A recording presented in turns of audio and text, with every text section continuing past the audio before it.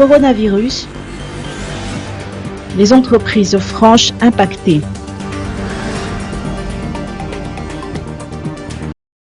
Réélu en tant que président du groupement des entreprises franches et partenaires à l'issue de l'Assemblée générale ordinaire qui s'est tenue au Novotel cet après-midi, Irlin Touré-Coutoir-Chou qualifie la situation actuelle de propagation du Covid-19 dans de nombreux pays comme une situation exceptionnelle qui n'épargne pas ce secteur.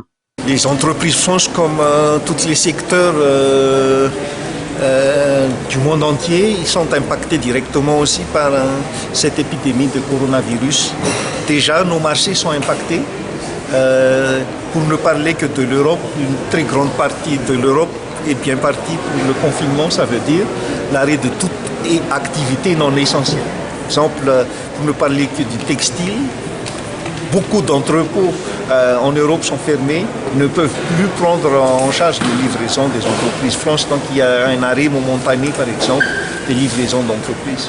Les entreprises sont impactées aussi parce que au départ, c'était une difficulté d'approvisionnement. Une très grande partie des approvisionnements provient de la Chine. Pour nous parler par exemple des tissus, au moment où la Chine est à l'arrêt, donc il y avait eu beaucoup de retard sur les matières premières qui ont empêché les entreprises de tourner. Maintenant, c'est la part de l'Europe qui subit les conséquences de ça. Donc, et là, en ce moment-là, c'est la demande lui-même qui est touchée.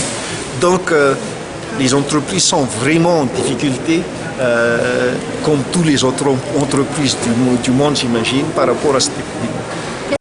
Quelles sont donc les attentes du GEFP ? À noter que le GEFP regroupe actuellement 106 membres.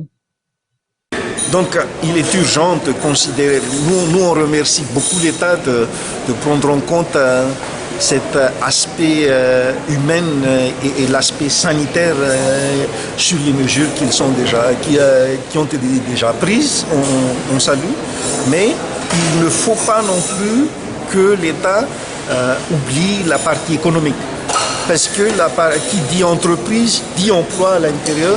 Et donc, il est urgent que l'État, en association avec tout le secteur privé, les entreprises de Madagascar, de trouver une solution pour essayer de préserver l'emploi en eux, c'est-à-dire de porter assistance à l'entreprise pour que ça ne génère pas encore une autre crise supplémentaire.